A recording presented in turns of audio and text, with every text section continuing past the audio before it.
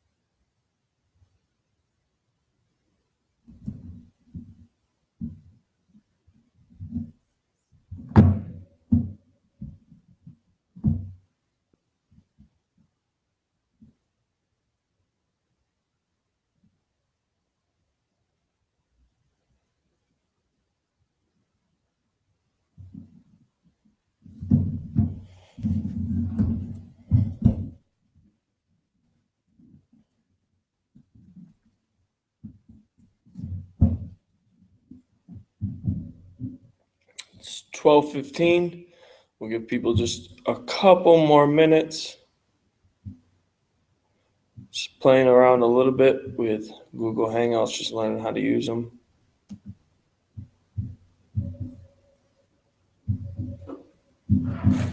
Hola, Alan.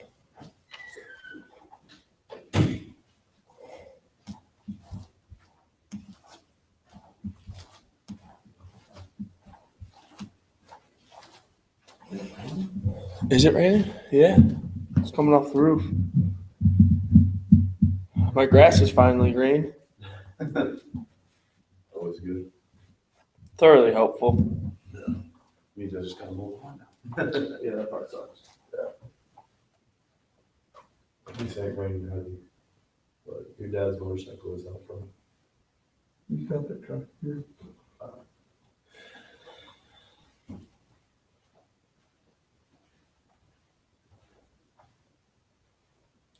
We'll give it just another minute.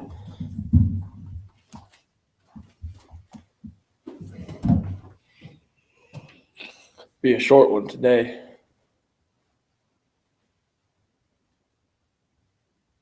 Devil's after my shoulder today. Can't have it though.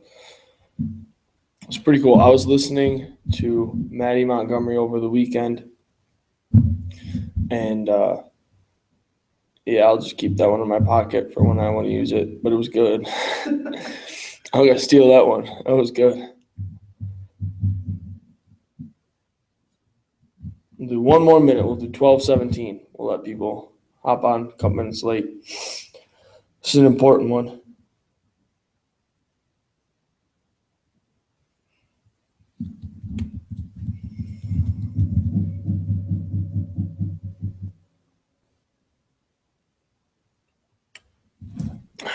All right, 12:17 it is. I'll actually act somewhat professional now. We'll get started. We'll cut the video all the way up till here. So don't judge me.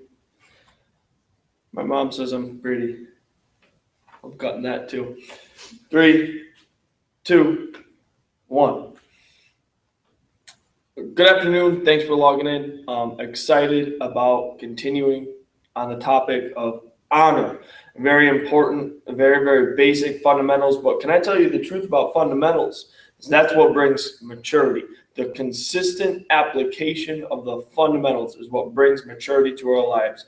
You don't have to have the deepest theological fight. You don't have to have the deepest understanding. If you can continuously, maturely bring the fundamentals into line, you are going to bring yourself to a whole new place, a whole new levels. So pretty excited. We're going to talk about knowing who to honor, which I think is very important. At work, I'm sure we've all seen people get elevated to a managerial spot, and we've seen people get elevated to more hours, and we sit there and what the heck? Why are they getting these honors? This honor? They're always late. They don't do what's right. They fail. But you realize eventually that it's kind of just the manager playing favorites.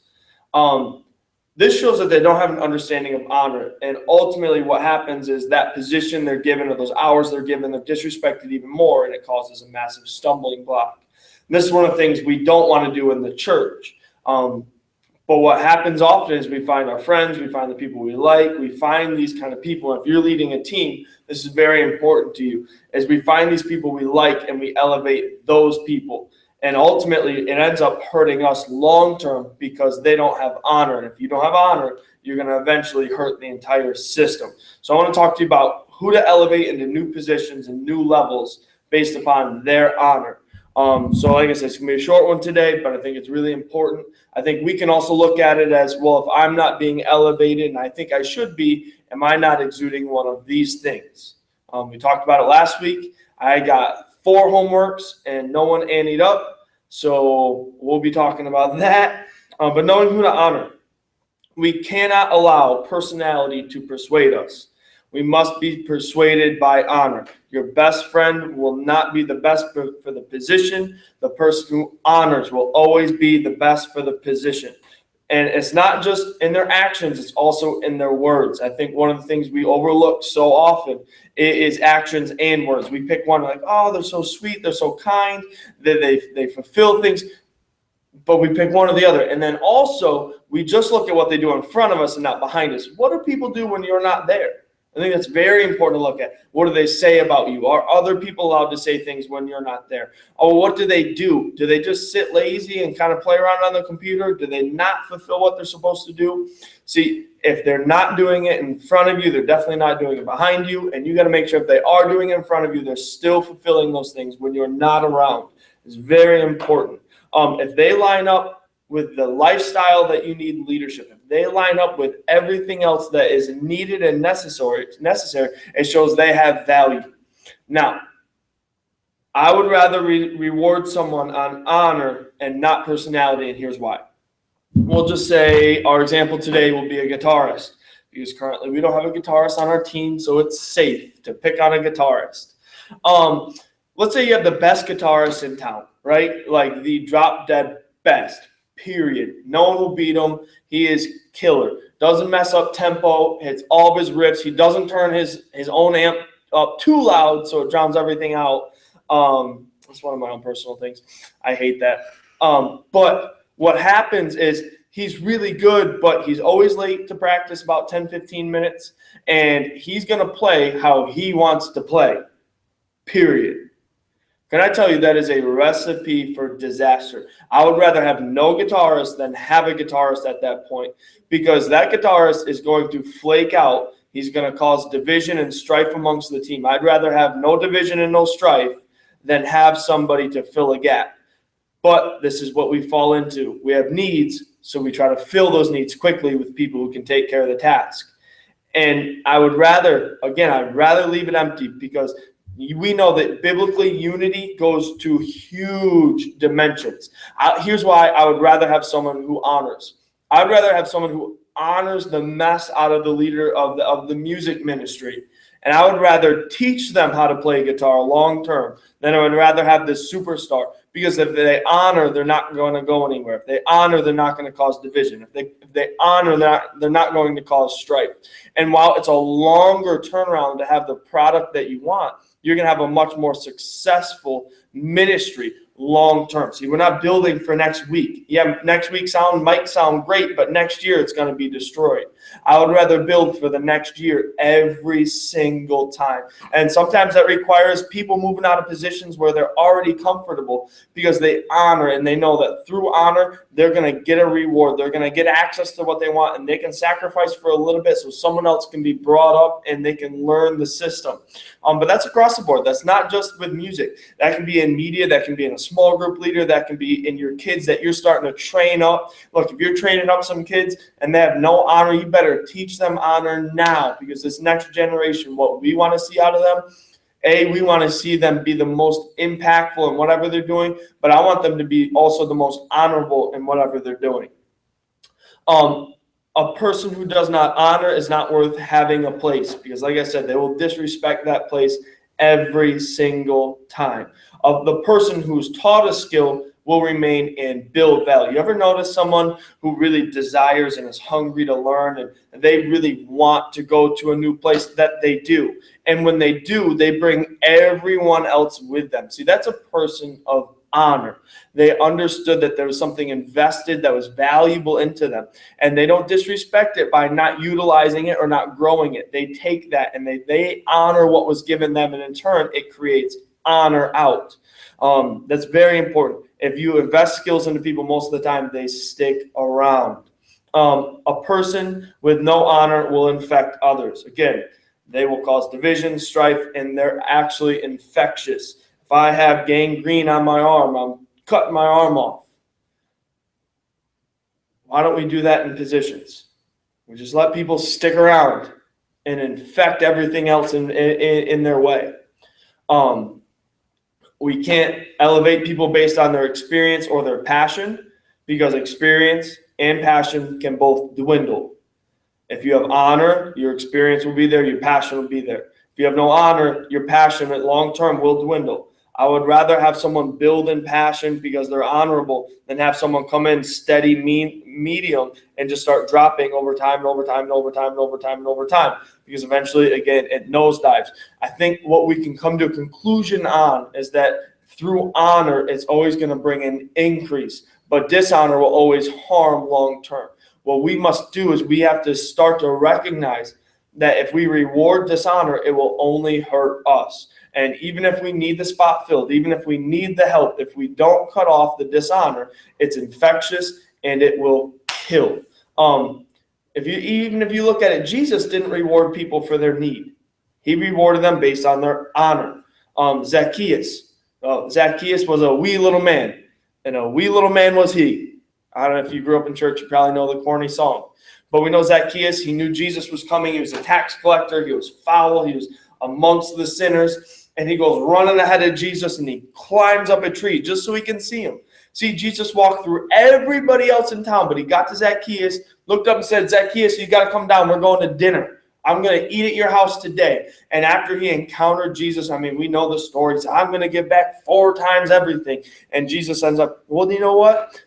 Salvation has come to this house today. But that occurred because he showed honor. He showed a desire, a willingness to see and get a little piece of Jesus. We have to have a desire, an honor, something that we can take away from. If we don't have that, then we're just going to be like the other tax collectors who sat there and said, "Well, I don't know why Jesus visited him. Well, brother, I don't know why this person got to play guitar and they don't even know how to," because they honored. And if they didn't honor, they wouldn't have been given the position. And why don't you get the position? It's because you're infectious with a disgusting attitude. If we have a disgusting attitude that is infectious, no one's going to want to be a part of it. No one's going to want to play nice with you. See, if we're going to go to a new place, if we're going to go to the next spot, we have to make sure our attitudes are in check. We have to make sure that we're honoring. Like I said, honoring last week, it's not just up, whatever up is. It's the playing field, and also those that we might see below. If we honor everybody, it's going to get us to where God has called us. If not, you're not going to find yourself elevated on a team. You're not going to find yourself happy. You're not going to find yourself with friends, because in order to have friends, you must be friendly. So if you're looking around saying, "Well, I don't know why no one likes me, and I can't get anybody to hang out with me," well, you should probably inspect yourself first. Too many people are rewarded to fix their need. See, The church has needs, and our need is not to fix your need. The need is to win souls. And if you can have enough honor to come in and fulfill that and fill that void, I'm telling you, Jesus will take care of your needs. Let's look at Bible. John 15. If you abide in me and you produce fruit, you'll have a fullness of joy. 1.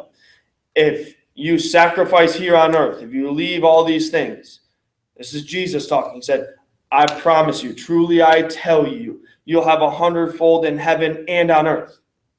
If you come in honor to fulfill the needs of the house, Jesus is going to match your needs every single time. But can I tell you that people have a need because they do not honor? If they showed honor, they would have been elevated by God to where they needed to be. If they showed honor, they would have been elevated to God, by God, to where their fulfillment would have been.